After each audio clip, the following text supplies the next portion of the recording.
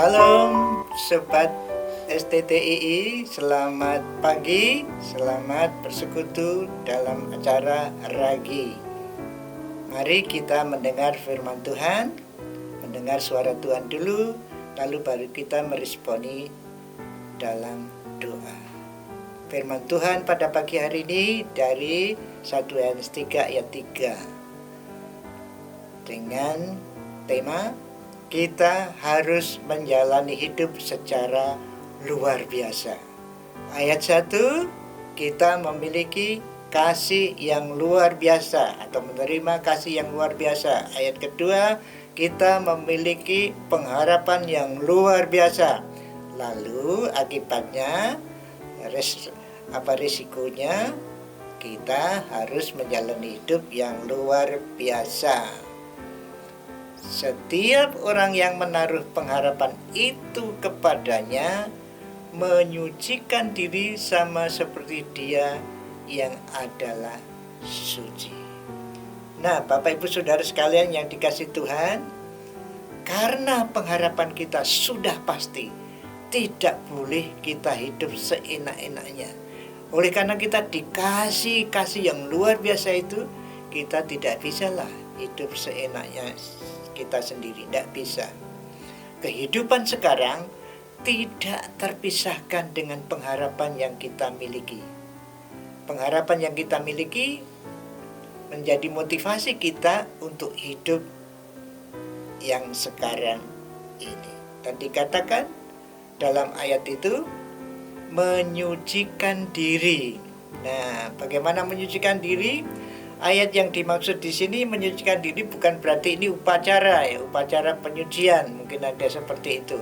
Dia disiram atau terserah ada acara penyucian seperti apa. Malah ada yang aneh-aneh juga ya, ada yang dicambuk di upacara penyucian. Ini bukan upacara. Bukan upacara penyucian nasihatnya itu, tetapi ini respon terhadap kasih ayat 1 dan pengharapan ayat 2 yang luar biasa itu, lalu hidup suci. Jadi respon terhadap kasih Tuhan yang luar biasa, respon terhadap pengharapan yang diberikan kepada kita secara luar biasa, itulah menyucikan diri. Hidup secara luar biasa, menanggapi kasih dan pengharapan yang luar biasa. Atau juga dikatakan coba refleksi apa yang terjadi di dalam hidup kita sesudah kita sadar mendapat kasih, sesudah kita sadar bahwa kita ini memiliki hidup yang luar biasa, memiliki kasih yang luar biasa, memiliki pengharapan yang luar biasa, sudah kita renungkan dan kita pahami di dalam hati kita, lalu direfleksikan. Itulah menyucikan diri. Atau dengan lain perkataan, berpengalaman dalam proses penyucian hidup. Nah, kalau yang sudah Bapak Ibu Saudara belajar teologi kan ada penyuci suci secara posisi di hadapan Tuhan. Kita ini orang suci, orang kudus yang dikhususkan untuk Tuhan. Tapi dalam pengalaman itu proses, kita belum sempurna.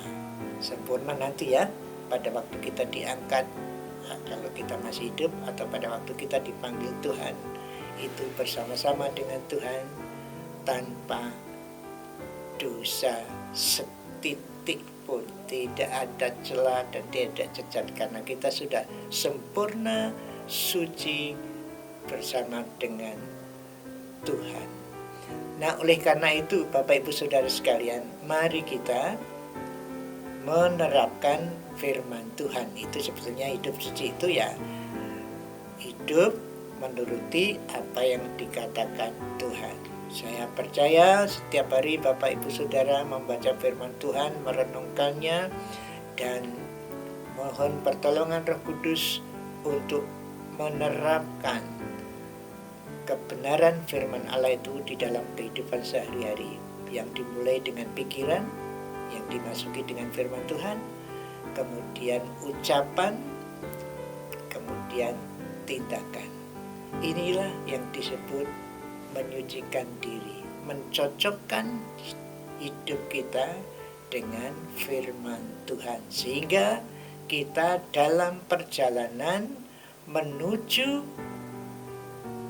kehidupan yang bersama-sama dengan Tuhan terus-menerus saat kita tanpa dosa sama sekali. Puji Tuhan, Bapak, Ibu, Saudara, dan saya dalam perjalanan untuk hidup tanpa dosa sama sekali. Mari kita berdoa. Tuhan, kami tahu bahwa suatu saat nanti kami akan bersama-sama denganmu muka dengan muka. Kami sama sekali tidak ada dosa, putih, persis, bersih. Terima kasih atas pengharapan itu. Tapi dalam dunia ini kami bergumul ya Tuhan, dengan keinginan kami, dengan nafsu kami. Oh Allah Roh Kudus, tolonglah kami. Khususnya hari ini kami menghadapi masalah-masalah yang akan kami hadapi hari ini.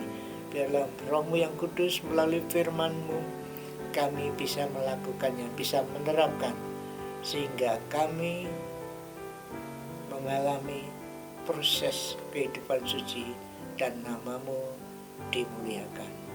Terima kasih Tuhan, dalam nama Yesus kami memohon. Amin. Selamat beraktivitas Sobat STTII. Salam 111. Amin.